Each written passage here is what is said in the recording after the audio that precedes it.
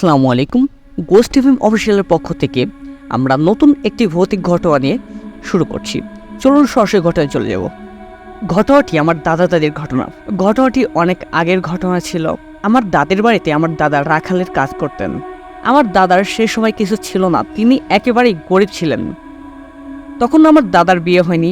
আমার দাদার বাড়ির চরে ছিল, তাই সেখান থেকে দাদার দাদির বাড়িতে রাখাল হিসেবে থেকে মহিষ গরু চড়াতেন। দাদির বিয়ে দেওয়ার জন্য ছেলের খোঁজ করলে দাদার ঘাড়ে গিয়ে দায়িত্বটি পড়ে। তারপর দাদা শহর থেকে একটা ছেলেকে ঠিক করে সব দেখাশোনা করে বিয়ের দিন ঠিক করা হয়। তো সেই যুগ হিসেবে দাদির বিয়ের যৌতুক হিসেবে তারা চেয়েছিল মাত্র 50 টাকা এবং 3 বস্তা চাল। দাদির বাড়ির সবাই রাজি হয়ে যায়।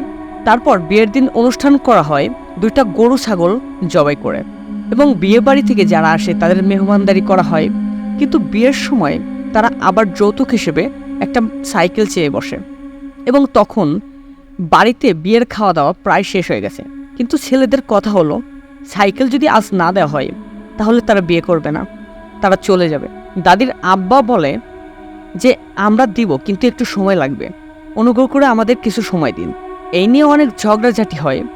তারপর যাই হোক, তারা বিয়ে না করেই চলে যায়। তাদেরকে অনেক রিকোয়েস্ট করার সত্ত্বেও তারা আর সেখানে থাকে না, তারা চলে যায়।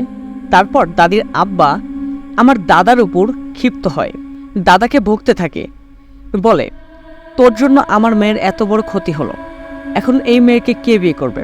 দাদির বাবা অনেক রাগঝাগ করে এবং খেপে যায়। এক পর্যায়ে কোনো উপায় না দেখে তিনি বলে এখন তোকে বিয়ে করতে হবে, এত মানুষ এর খাওয়া দাওয়া সব বৃথা যাবে। এরপর ওই দিন আমার দাদির সাথে আমার দাদার বিয়ে হয়। দাদার কিছুই ছিল না, একবারে নিঃস্ব অবস্থায় দাদির সাথে বিয়ে হয় আমার দাদার। দাদা সারাদিন রাখাল হিসেবে চড়ে খেটে খেত, 2 বেলা ভালোভাবে খাবার পেত না। তার পক্ষে দুজনের খাবার জোগানো মুশকিল হয়ে পড়ত। একদিন সন্ধ্যায় সব গরু মহিষ তুলে দাদা পাহারা দিতে থাকেন। দিতে দিতে এক পর্যায়ে দাদা ঘুমিয়ে পড়ে। দাদা ঘুমের ভিতর অনুভব করতে লাগলো দূরে কয়েকজন ঘোড়া ছুটিয়ে দ্রুত গতিতে দাদার দিকে ছুটে আসছে। ঘোড়ার দৌড়ের আওয়াজে মাটি কেঁপে উঠছে। দাদা প্রচণ্ড ভয় পেয়ে যায়। চোখ খুলে সে দেখে সত্যি কয়েকজন ঘোড়া দাঁড়িয়ে আছে। তখনকার সময় এখনকার মতো গোয়ালে গরু ছাগল রাখা হতো না, চরে তখন মাঠেই গরু মহিষ থাকতো। তাদের জন্য আলাদা গোয়াল খামারের কোনো ব্যবস্থাই ছিল না, আর তাদের মাঠের পাহারা দেয়া লাগতো। আর রাখালদের জন্য ঝড় বৃষ্টির জন্য শুধু বন রেখে ছাউনি তৈরি করা হয়েছিল। দাদা বের হয়ে দেখে কয়েকশো ঘোড়া দাঁড়িয়ে আছে, কিন্তু ঘোড়ার আশেপাশে কেউ নেই। কিছুক্ষণ পর দাদা লক্ষ্য করে মাঠের দূর থেকে কিছু আগুনের গোলা ছুটে আসছে। দাদার দেখে ভয় পেয়ে যায়, দাদার হাত পা কাঁপতে থাকে। তারপর আগুনের গোলাগুলো দাদার কাছে এসে শান্ত হয়ে যায়। তারপর দাদার সামনে মানুষের মতো অনেক লম্বা হয়ে বড় বড় চুল দাড়ি পরিণত হয়। তারপর দাদা বুঝতে পারে তার কাছে জিন এসেছে। দাদাকে জিনগুলো সালাম দেয়। তারপর দাদাকে বলে ভয় পাবেন না, আমরা আপনার কোনো ক্ষতি করব না, আমরা আপনার সঙ্গে দেখা করতে আসব মাঝে মাঝে, আপনি ভয় পাবেন না। এই বলে তারা আবারও আগুনের গোলা হয়ে ছুটে চলে যায়। ওই দিন আর দাদার ঘুম আসেনি। দাদা সত্যি প্রচণ্ড ভয় পেয়েছিল। তার কিছুদিন পর দাদার কাছে এসে আবার হাজির হয় জিনগুলো, আর দাদার সামনে 2 বস্তার টাকা ফেলে রেখে তারা বলে আপনি এখানে থেকে 2 হাতে যতটুক টাকা উঠাতে পারবেন ততটুকু নেবেন, তার বেশি না। দাদা সহজ সরল ছিলেন। দাদা 2 মুঠো কিছু টাকা তুলে নেয়। তারপর জিন আবার চলে যায়। দাদা সেই টাকা নিয়ে ব্যবসা শুরু করে। ব্যবসাতে এত বরকত দেয় যে কিছুদিনের ভেতর দাদার কাছে প্রচণ্ড টাকা চলে আসে। দাদা তার নিজের গ্রামের বাড়িতে নতুন বাড়ি করে। দাদার বাড়িতে এখন প্রচুর কর্মচারী কাজ করে। এক কথায় দাদার নামি দামি ব্যবসায়ী হয়ে যান। ইন্ডিয়াতে যাওয়া আসা করা শুরু করেন দাদা।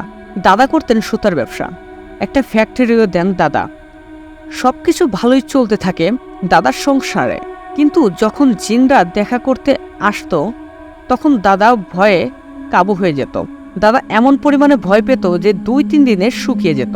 কিন্তু জিনরা দাদাকে বলেছিল দাদার কোনো ক্ষতি করবে না, কিন্তু দাদাকে বলেছিল যেন বাড়ি বন্ধ না করে কোনোদিন। তারপর দাদা দাদি একটা বাড়ি শহরের দিকেও দেন। বলতে গেলে চরে থেকে উঠে এসে নিজেদের জন্য একটা দালান বাড়ি করে এবং দাদা এমন একটা বাড়ি করত যে বাড়ির একটা কক্ষে শুধু জিনরাই থাকতো। তারপর দাদা আর দাদির একটা ছেলে হয়। দাদা প্রচুর ভয় পেতেন জিনদের দেখে, কিন্তু কাউকে কিছু বলতে পারতেন না। এইভাবে কয়েক মাস যাওয়ার পর হঠাৎ একদিন দাদা ভাবলেন বাড়ি বন্ধ করবেন। তারপর গ্রামের একটি হুজুর দিয়ে বাড়ি বন্ধ করে দেন। দাদা ভেবেছিলেন তার ছোট ছেলের কোনো ক্ষতি না হয় যেন। এই ভেবে দাদা বাড়ি বন্ধ করে দেন। তারপর আর জিন প্রবেশ করতে পারেনি। দাদা দাদির ব্যবসার কাজ বাড়িতে চলতো বেশি। একদিন দাদা দাদির কাজের জন্য চরের বাড়িতে যান। তখন দুপুরবেলা ছিল। বাড়িতে সব কর্মচারী কাজ করছে, আর দাদি তার ছোট 4 মাসের বাচ্চাকে খাওয়াচ্ছিল। খাওয়াতে খাওয়াতে দাদির চোখ লেগে যায়। তার কিছুক্ষণ পর চোখ খুলে দেখে তাদের কোলের কাছে তার ছেলে আর নেই। দাদি সঙ্গে সঙ্গে দাদাকে জিজ্ঞেস করে, ছেলেকে নিয়েছ? দাদা দাদিকে বলে, না তো, কই? বাড়ি ভর্তি লোক, ছেলেকে নিল কারা? চোখে কি পড়েনি কারো? চারদিকে খুঁজতে থাকেন, ছেলেকে নিল কোথায় নিয়ে গেল? পুরো বাড়ি খুঁজে দেখে ছেলে নেই। চারদিকে খুঁজতে থাকে ছেলেকে, কি নিল, কোথায় নিয়ে গেল? পুরো বাড়িতে খুঁজে দেখে ছেলে নেই।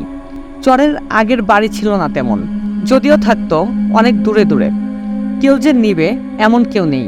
তারপর বাড়িতে সবাই মিলে খুঁজতে বের হন, কিন্তু কোথায় খুঁজে পাওয়া যায় না। খুঁজতে খুঁজতে সন্ধ্যা লেগে যায়, চারদিকে অন্ধকার নেমে আসে। সবাই শাল এবং আগুন ধরিয়ে খুঁজতে থাকে। তারপর হুজুরকে ডাকে। হুজুর কিছু বলতে পারে না, সবাই মনে করে জিন নিয়ে গেছে।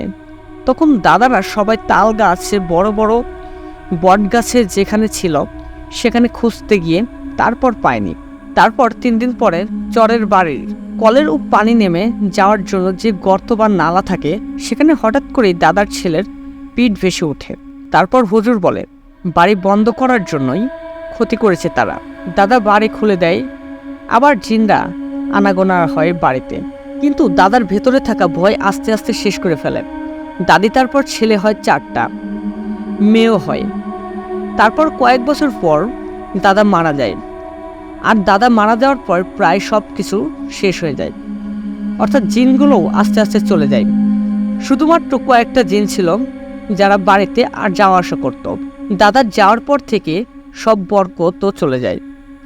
জিন যা কিছু দিয়েছিল দাদা মারা যাওয়ার পর তা আবার সব কিছু নিঃস্ব হতে থাকে। সামান্য কিছু বেঁচে থাকে, তবে আগের মতো রাজকীয় আর নেই। ঘটনাটি এতটুকুই ছিল। আমরা সরাসরি দ্বিতীয় গল্পে চলে যাব। সময়টি ছিল 1990 সালের দিকে। তখনকার দিনে গ্রামের বাচ্চা প্রসবের জন্য গাইনি নামক মহিলা পাওয়া যেত। যেহেতু তখনকার মানুষ এত বেশি সুযোগ সুবিধা ছিল না, তারা হাসপাতালের চিকিৎসার কথা বিশ্বাস করত না। তো একদিন গাইনি মহিলা রাতে তার কাজ শেষ করে বাসায় ফিরছিলেন। তার হাতে ছিল হারিকেন, টিমটিম আলো জ্বলছে। হঠাৎ একটি লোক গাইনির পথ আগলে রেখে বলল, মাইজি, আপনার সাথে কিছু কথা আছে। আমার স্ত্রীর প্রসব বেদনায় খুব কষ্ট পাচ্ছে, আপনি আমাকে দয়া করে সাহায্য করেন। গাইনি যদিও তখন ক্লান্ত, তারপরও লোকটির কথা শুনে বেশ মায়া হলো। লোকটির গায়ে শুধুমাত্র একটি লুঙ্গি ছাড়া আর কিছু ছিল না। গাইনি ভয় পেতে থাকলো, যদি উনি ডাকাত হন। তারপরেও এত কিছু না ভেবে উনি তার সাথে হাঁটতে থাকেন। গাইনি খেয়াল করলেন যে হারিকেনের আলো ওনার ঠিক সহ্য হচ্ছে না। কিছুক্ষণ পর উনি বললেন, মাইজি, আপনি কি হারিকেনের আলো একটু বন্ধ করবেন? আমি তো আপনাকে নিয়েই যাচ্ছি। গাইনি তখন ভাবতে থাকেন, যদি নিভিয়ে দিই তাহলে যদি ডাকাতি করে। এভাবে হাঁটতে হাঁটতে একসময় তার গ্রামের প্রান্তে একটি খাল পাড়ে এসে হাজির হলো। গাইনি তখন কিছুটা আঁচ করতে পারলেন আজকে তার সাথে কি হতে চলেছে। তিনি ভাবতে থাকেন, এতদিন এসে ভূত প্রেতের কথা শুনেছি, আজকে তাদের হাতেই আমার জীবনটা চলে যাবে। তবু তিনি সাহস রেখে বললেন, আপনি আমাকে কোথায় নিয়ে এলেন? গাইনি খেয়াল করতে থাকেন যে লোকটির আকৃতি এতক্ষণে বেশ পরিবর্তন এসেছে, বানরের মতো আকৃতির ধারণ করে আছে। দাই হঠাৎ করে দেখতে পেলেন গায়ের অংশের পশম চোখ দুটো কেমন যেন জ্বলজ্বল করছে। গাইনি ভাবতে থাকেন, জীবন যদি চলে যায় কি আর করার, হয়তো এতে তার জীবন গেলে আল্লাহ তাকে মাফ করে দিবেন। কিছুক্ষণ পর লোকটি বলল, মাজি, ভেতরে আমার স্ত্রী আছে, আপনি আমার সাথে আসুন। এই কথা বলে লোকটি একটি ঝোপটির ভেতর ঢুকে গেল। গাইনি ওনার পেছনে পেছনে ঝোপটির ভেতর চলে গেল। ভেতরে যাওয়ার পর ভেতর থেকে অসহ্য রকমের গন্ধ আসতে লাগলো, ঠিক যেন পচা মাছ। ওনার ঠিক বমি আসতে লাগলো, কিন্তু ভূতের কথা ভেবে উনি ঠিক বমি চেপে রাখলেন। কিছুক্ষণ পর এক কর্নারে দেখা গেল ওনার মতো এই বানরের আকৃতি ওনার স্ত্রী প্রসব বেদনায় ছটফট করছে। গাইনি ঠিক কিছু না ভেবে তার কাজ শুরু করে দিল। ঠিক বেশিক্ষণ লাগলো না, প্রায় আধা ঘন্টার ভিতরে একটা বাচ্চা প্রসব হলো। বাচ্চাটাও ছিল ওনাদের মতো, আকৃতি অনেকটা বানরের মতো, চোখ দুটো জল জল করছিল। বাচ্চাটা আসার পরে এমনভাবে আওয়াজ করতে লাগলো ঠিক যেন মনে হলো ভয়ঙ্কর আওয়াজ। কিন্তু হোক না ভূতের বাচ্চা, বাচ্চা তো বাচ্চাই। কিছুক্ষণ পর লোকটি এবং গাইনির ঝুপটির ভেতর থেকে বেরিয়ে এলো। কি যেন কথা বলতে বলতেই হঠাৎ দূর থেকে মাইকের ফজরের আজান শুরু হয়ে গেল। হঠাৎ করে গাইনির মনে হলো যেন লোকটি কোথাও হারিয়ে গেল। উনি তখন ঝুপটির ভেতর ঢুকে দেখলেন ওখানে কিছুই নেই, শুধু কয়েকটা মাছের টুকরো পড়ে আছে এবং একই সাথে ভোরের আলো ফুটতে লাগলো। গাইনি ভাবতে লাগলেন এতক্ষণে যা হওয়ার হয়ে গেছে, আমাকে দ্রুত বাসায় ফিরতে হবে। ভোরের আলো ফোটার সাথে সাথে গাইনি খুব দ্রুত বাসায় ফিরে যান। বাসায় আসার পর কারোর সাথে এ বিষয়ে কথা বললেন না। কিন্তু গাইনি যখন মারা যায় তার ঠিক 7 থেকে 8 দিন আগে তার নাতি নাতনির কাছে ভূতের গল্প শোনান। তখন তাদের কাছে গাইনির এই গল্প বলেন, কিন্তু তারা ঘটনাটা আঁচ করতে পারেননি। তাদের নাতি থেকে শোনা যায় যে প্রায় রাতে সেই গাইনির ঘর থেকে বিড়বিড় করে কিশোর আওয়াজ পাওয়া যায়। আওয়াজটা এমন ছিল, ঠিক তুই কেমন আছিস, এটা তো সেই বাচ্চা না, তোর স্ত্রী কোথায়? না বাবা, আমার কিছুই লাগবে না, আল্লাহ এমনিতে আমাকে অনেক দিয়েছে। না, তুই চিন্তা করিস না, আমি মরে গেলেও এই কথা কাউকে বলবো না। ওই কথাগুলো শোনার পরেও তার নাতিরা তাকে কিছু বলেনি। তার অনেক বয়স হয়েছিল, হয়তো এরকম ঘুমের ভেতরে কথা বলতো।